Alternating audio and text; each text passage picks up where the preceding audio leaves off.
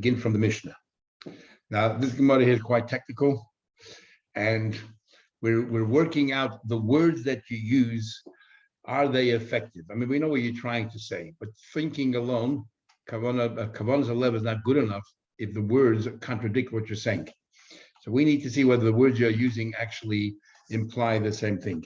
And we're going to talk about implications. When it comes to a neder, do we say that implication is good enough, or do you have to actually express it? In fact, we're going to tie it to another argument, generally between Rav Meir and the Chachamim.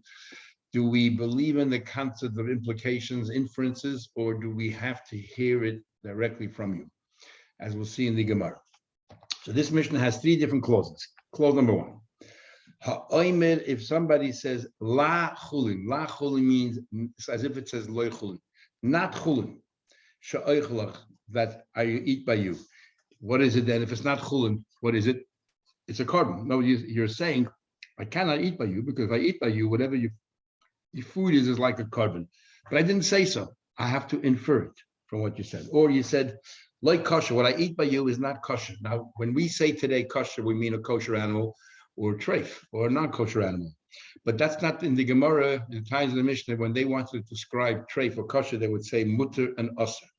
Kosher was a term used by karbonos. But you're saying the food that by you is not kosher. So what is it then? It's a carbon. Or the loy dochi. It's not toyer. Again, toyer and tumah has to do with karbonos. You say loy dochi.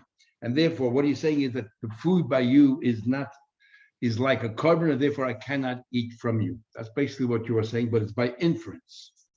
And or you said toyer. According to the Ran and others, when you said toyer, it also means loy toyer. The food by you is not toyer, therefore I cannot eat it. Or by toyer, you don't even have to say that, because toyer and tameh are words used for a carbon. So therefore, what I'm saying is it's a carbon. Or I say, this is clause number two. Toyer, tameh, noiser. I'm direct now, but I'm labeling it that your food that you eat is like noiser of an animal or pigul of an animal. In all these cases, also the neder is a valid neder. So in other words, the Mishnah clearly holds that we do work out, the inferences, and that's considered a neder. Case number three, you said ki'imra, like sheep. Now, sheep can mean either sheep of a carbon or other than sheep, but when we don't know, stam nedarim lahachmi. The words themselves can mean a carbon. Kedirim, we're just doing the Mishnah on the bottom of the page of Yudam base.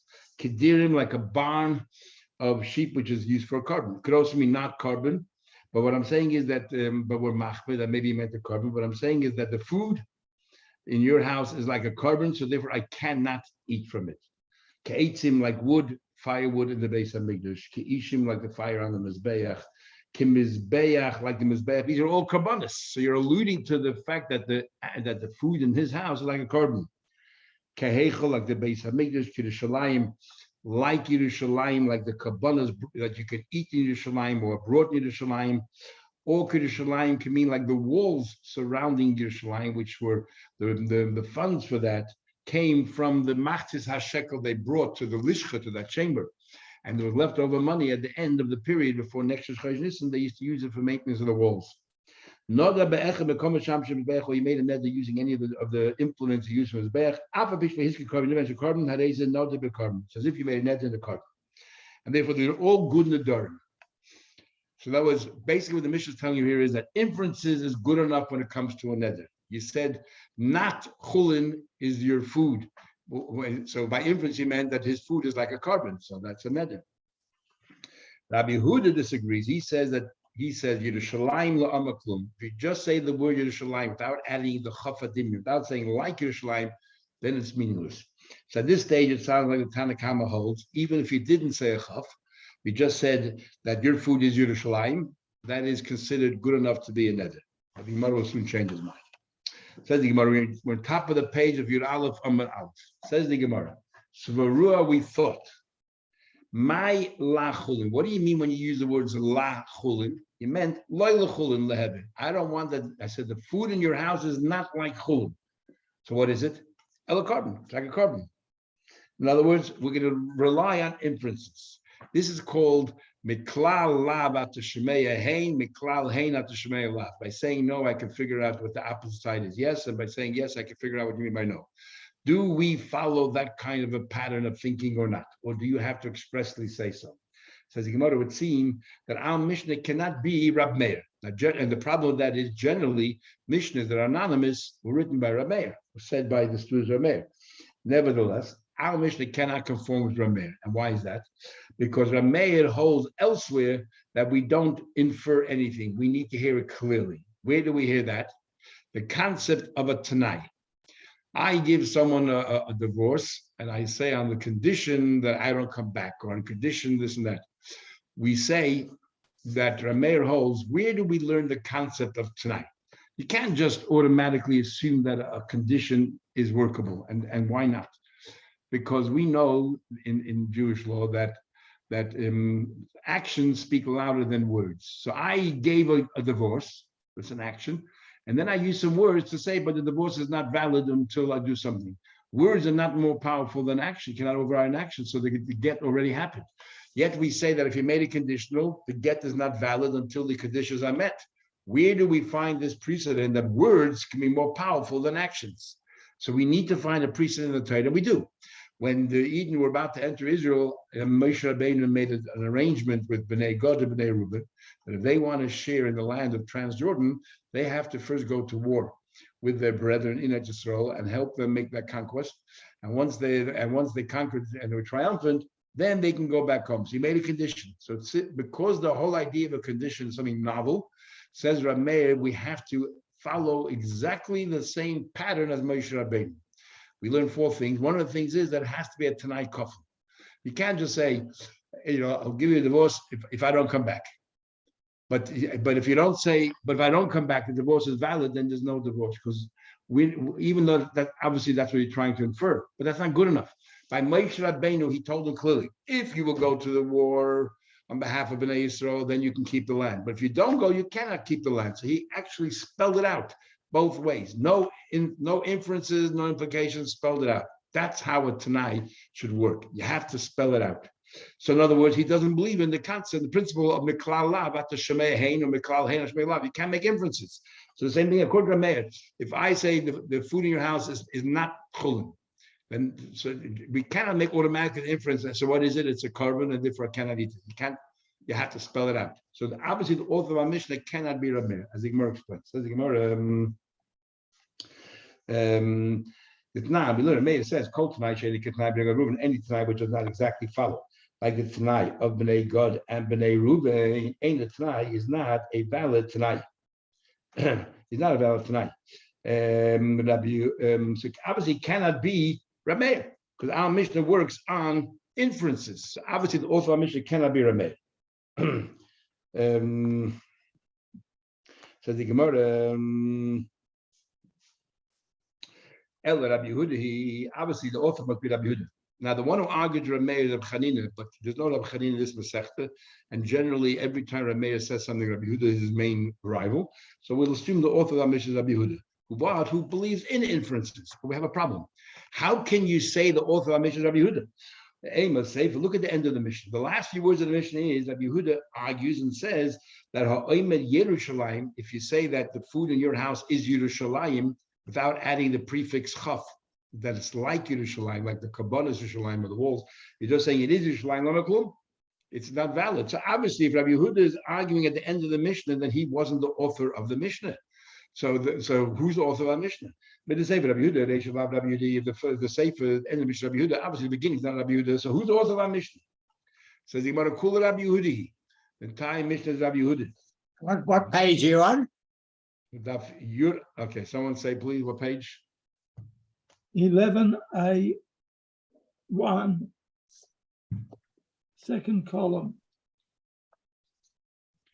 Okay. Second column.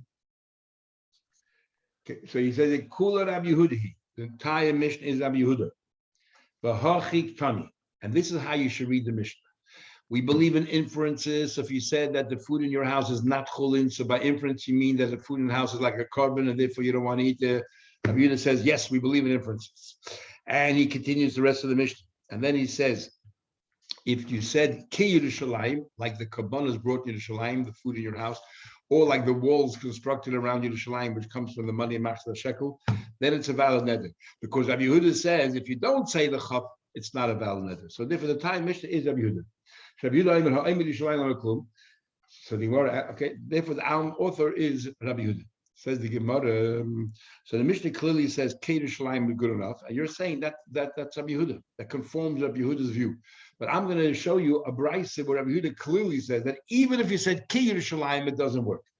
Says the Gemara, Kei Yerushalayim Rabbi Yehuda mitzvah is a valid neder, but Tanya we learned in another brayse. So Rabbi Yehuda says, if you say even if you say Kei Yerushalayim like the Kabbalah Yerushalayim or like the walls, it's not a neder.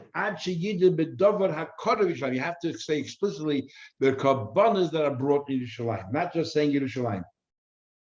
So how can the author of our Mishnah be Rabbi Yehuda? Our Mishnah clearly says Kei Yerushalayim is a valid neder, and this brayso holds it's not a valid neder because this brayso holds that the walls of Yerushalayim, perhaps like the Yerushalayim says, did not come from the general revenue of the masters of shekel, and therefore you can't make a neder on it. Says the Gemara, no. Kula Rabbi Yehuda, our Mishnah Rabbi Yehuda, but you should know that today Tanoia liba Rabbi Yehuda, that two Tanoim who argue as to what precisely is Rabbi Yehuda's opinion.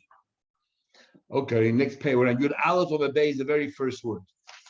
Tanya, we learned in a brayse the following. It says Chuli, and again here we have three phases. First of all, Chulin, if you said Chulin or Ha Chulin, the Chulin, or Ke Chulin, like Chulin. Whether I say that everything that I eat by you is like chul, then what's the problem? I'm not saying anything awesome. You're right, there is no problem. But even if I say whatever I don't eat by you is chul. So by inference, I'm saying, but if I do eat by you, it's a carbon. But again, it's inference, and this brayse will be Rab Meir. Rab Meir holds that we don't go after inferences, and therefore there's no neder here. Mutter, there's no neder here. I'm allowed to eat in my friend's house, no problem. Case number two. What about if you say la chulin? It isn't chulin.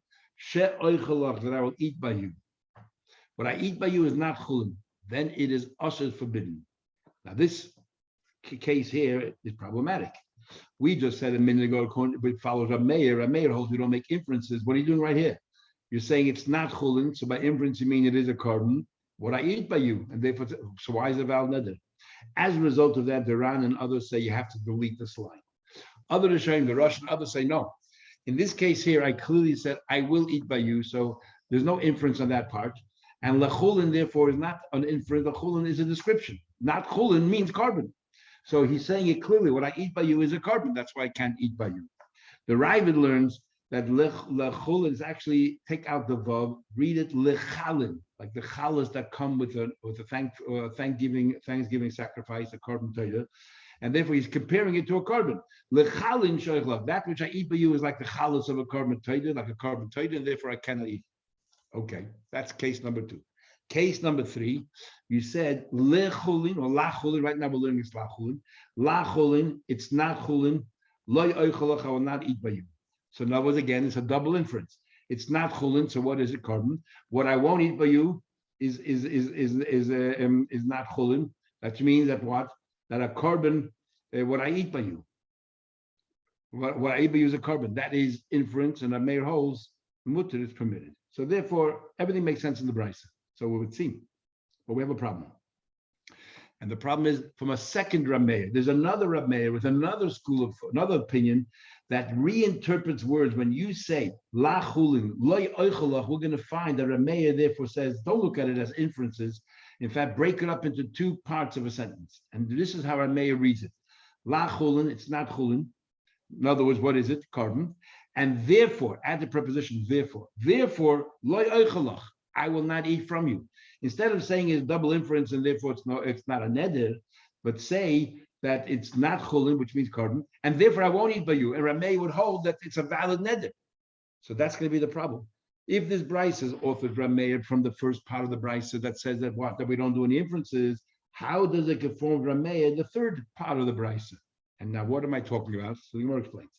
Reisha Mani, who's the author of the brayse made he the less than the he holds you don't believe in inferences. Same as say if you look at the very end. Lachulin loy oichalach mutter permitted, right? Because it's implied, and Rameh doesn't believe in implications. However, but now we learned in a Mishnah clearly it says lit carbon loy oichalach. It's a carbon loy oichalach. I won't eat by you. So that sounds like it's an inference that what that I will eat by you is is not a carbon, and yet the Meir says, "Oh, you said the Meir holds usher. Why is it usher?" The question we ask, well, let's look at leave an inference at all. Because he said loy oichalach, which is a clearly statement that I'm not going to eat by you. Therefore, we're going to treat it as if nasa ka'oim, as if he said the following: Likarbon yehei, the food that you have in your house is like a carbon. Full stop. And now we add, and therefore, lefichach loy oichalach. Therefore, not that the carbon is the food that's not by you. It's the carbon. Right now we read as if la carbon lo yoichalach. It's not a carbon. If I won't eat by you, so what is by you is a carbon. And why is it usher? No, we read it as if it says lit carbon, not la carbon, but lit carbon, as if he said it should be a carbon and your food, and therefore I won't eat by you. So taking that hachanami, taking that Rameir's interpretation, go back to our case. Hachakamale. So therefore, go back to the third case in our Braisa here.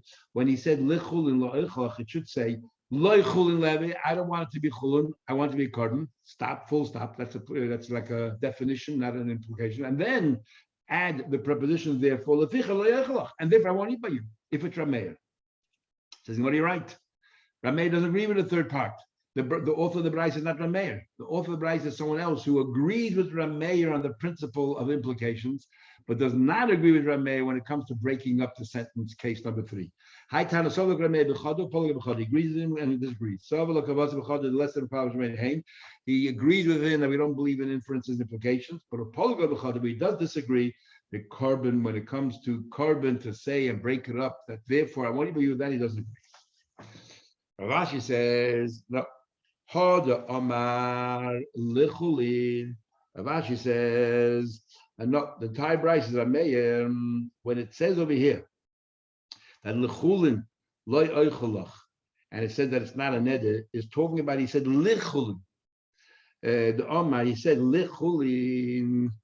So he's not saying it's not chulin, he's saying it is chulin. He's saying, so what's he saying? He's saying it is chulin, what I don't eat by you, which by implication would mean, well, what I do eat by you will be a carbon, but I doesn't believe in implications. That's why it's not a neder. And there, when it says over there by a carbon, it's talking about loy lechulin. When over there, if in our case, if he would have said lechulin, the mash carbon. In our case, if he would have said lichulin, if he would have said lachulin, not chulin, no, was a carbon, then maybe we would read into it, therefore I won't eat by you. But because he said lichulin, that it is chulin, and I won't eat by you, therefore by implication, so here's clearly what he's trying to imply is, but what I do eat by you will be a carbon, but we don't believe in implications. Had he said lachulin, that's implication, but because he says lichulin, what did he say? It is chulin, but I don't eat by you. So therefore, there's no therefore I won't eat by you, because it's chulin. Can't be a therefore here, because he says clearly it is chulin, and I won't eat by you. So what he's trying to say is by implication, what else could it be? There's no other way of reading it. Can't say therefore I won't eat by you, why not? So what he's obviously saying here is what I don't eat by you is chulin, but if I do eat by you, it'll be a carbon. Implication, we don't work out. But in the case where he clearly said the word carbon, he said carbon, I won't eat by you. What he therefore there he's saying carbon, and therefore I won't eat by you. Okay, that makes more sense. So that's how we explain that. What page? Where is it, please? Where's the exact place? Can someone tell me what the 2 dots on the Yud Aleph on the base? Can someone tell them where it is, please? Yud Aleph. Yud Aleph on the base, towards the bottom, there's 2 dots. It's like a new subject. It says Tahar Tamei Noiser. I'm not exactly sure where it is. If somebody can tell Benny where it is. On the base. What column? What page? 22. 11B1. 11B2, the second column, the last paragraph.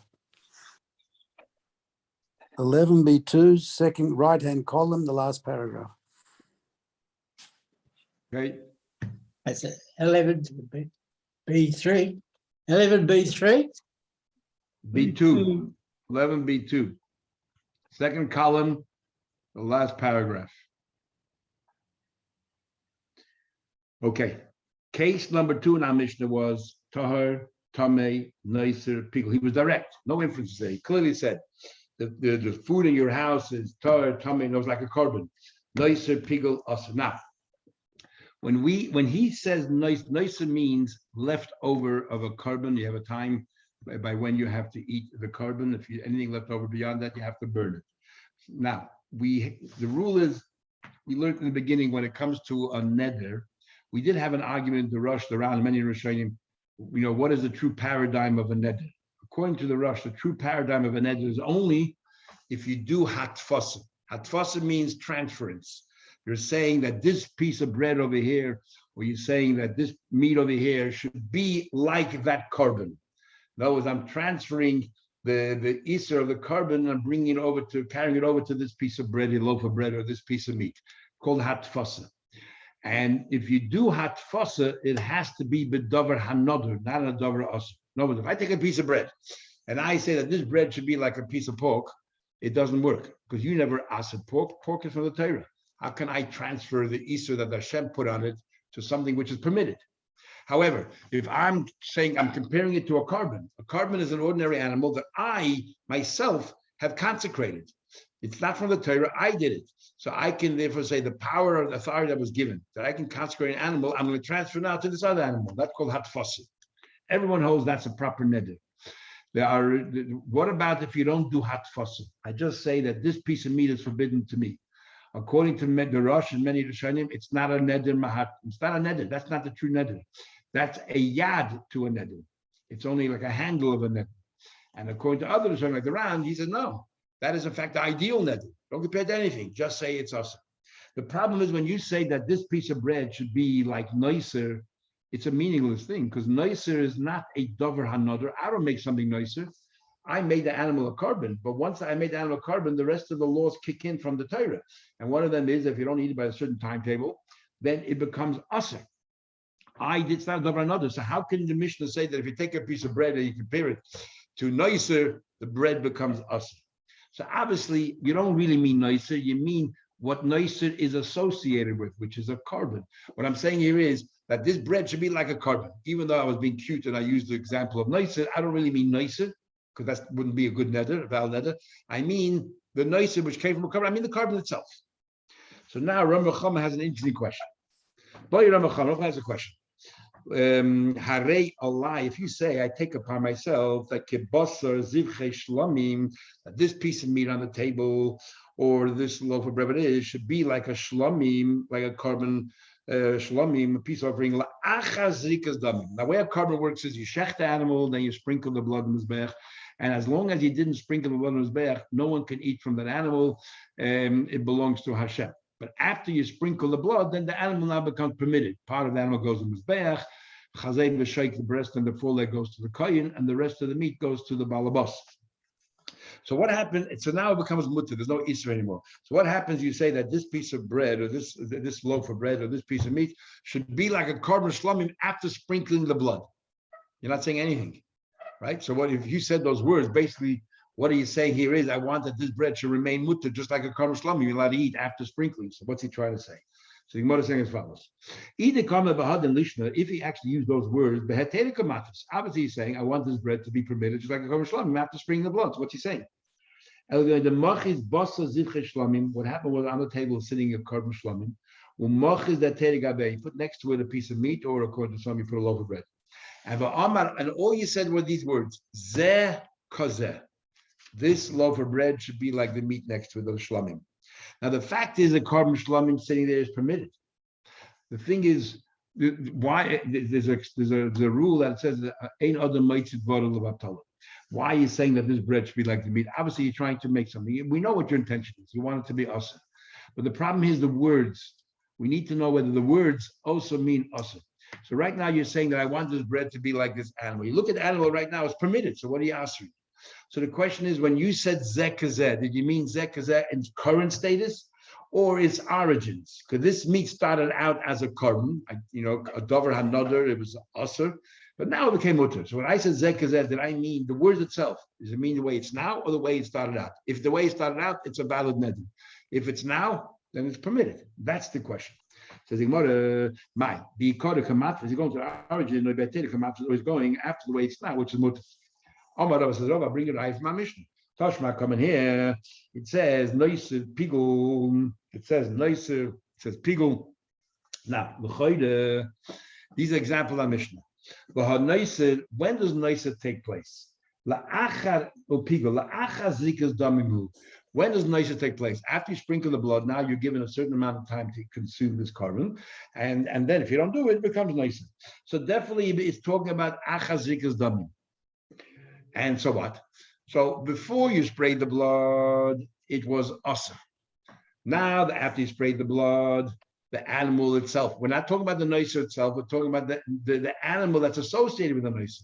But the animal associated with the noiser at the current state is after sprinkling the blood. The rest of the animal itself was mutter. Now, if you're going to tell me that if you look at the current status, and therefore the current status it was a carbon that was mutter, so what's the neder? And the fact that the Mishnah says the neder means that when you said noiser, you meant the carbon, but not the carbon the way it's now. After the zrika, you meant the carbon that was before the zrika. You meant the way it was before the zrika.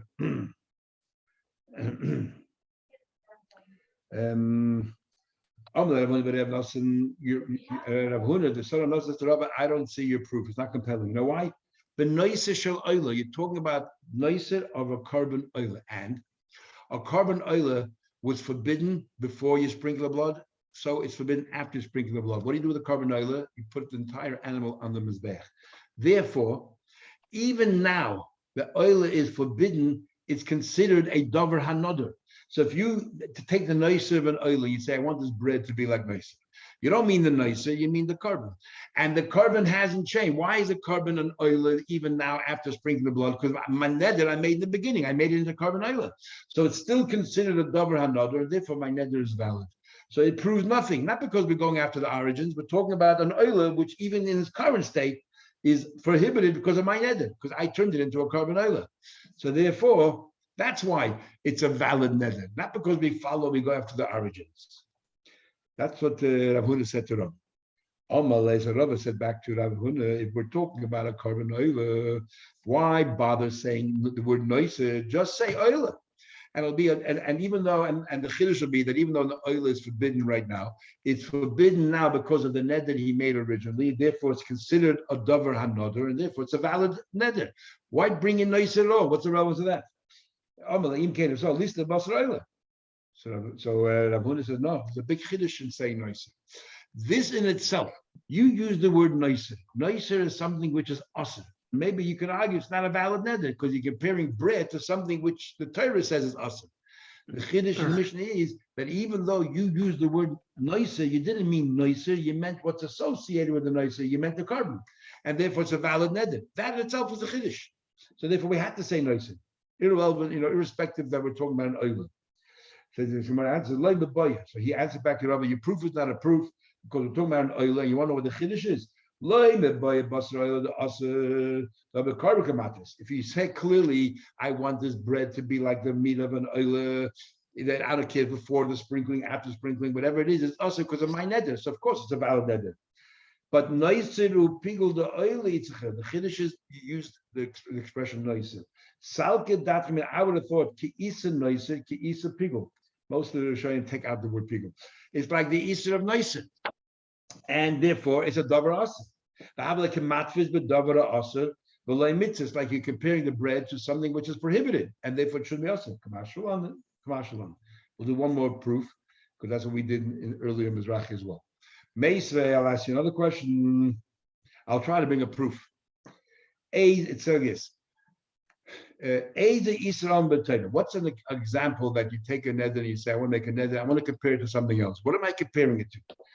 Omar, you said, Hareini shalai eichel basar, I'm not going to eat meat, shalai eshtei, I won't drink wine, ki yom shemez by oven, like the day of the yahrzeit of my father, or ki yom shemez by rabba. We'll soon see exactly what the case is, but Rabbi Akiva Eiger says this is the basis that some people have accustomed to fast on the day of a yahrzeit. There's a custom, and it comes from right here. The reason why most people don't do it is because once you do it once, you have to do it forevermore. Like the day that Gedalia ben Achika was killed, after Kiyoah Melech was killed, the Beis Mikdash was raised to the ground, and the Nebuchadnezzar appointed a governor, which was Gedalia, and then he was told that somebody wants to kill him, a general wants to kill him, and he was naive and he was so innocent, he couldn't imagine a Yid wanted to kill another Yid, and he was wrong, and he was killed. As a result of that, Nebuchadnezzar completely stamped out any remnants of Judaism in Eretz Yisrael at that time. So we fast. Big machlek is when actually Gedalia died. Most people say he died on Rosh Hashanah, and therefore Tzem Gedalia is only a nitche, it's a week fast. However, there are some of the Rishonim who hold that he actually died on the third day of Tishrei, and their proof is from right here. They're saying that the day that Gedalia died, I'm not going to eat. So it can't be Rosh Hashanah, because Rosh Hashanah you're not allowed to you have a mitzvah to eat. So obviously, we're talking about the day after Rosh Hashanah. Now, even though midrabanan we have to fast anyway, but you could make a shvua. You cannot make a shvua on a mitzvah we had before. But a neder you could, because a shvua is on me. I have to do something. A neder, let's say on Yom Kippur, I make a shvua, a neder. I won't eat food on Yom Kippur. It's a valid neder, because the mitzvah of the Torah is I shouldn't eat. The neder comes and says meat or food is forbidden to me. So neder is chal. Or the fourth thing is Kiyom Shari Isa Yerushalayim b'Chabana. The day I saw Yerushalayim in his instruction, and I fasted. And Shmuel said,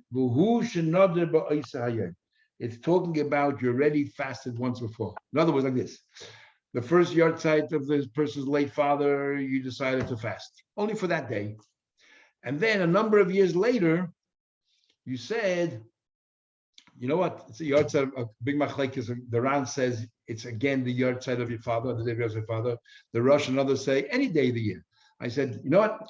I want today to be like the day that my father passed away, the day that this person's father passed away, the yahrzeit.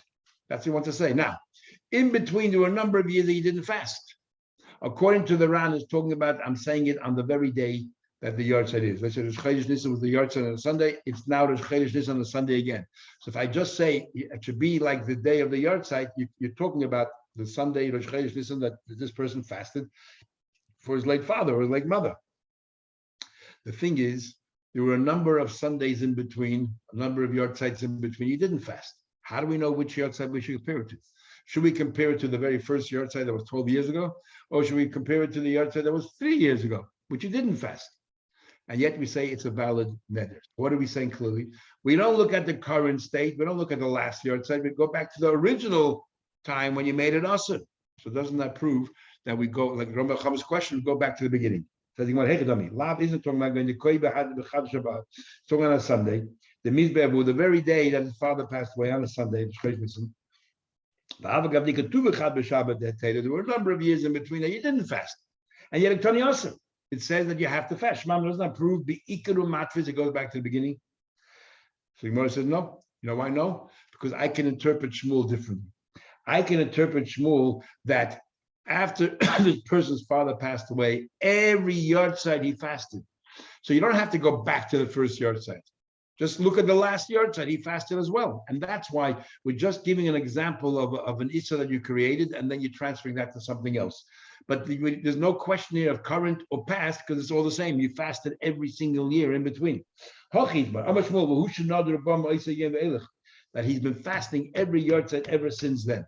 And therefore, there's no past and present, all the same. I've lost again. We just finished. Benny, we just finished the whole Gemara. We're stopping over here. Just a quick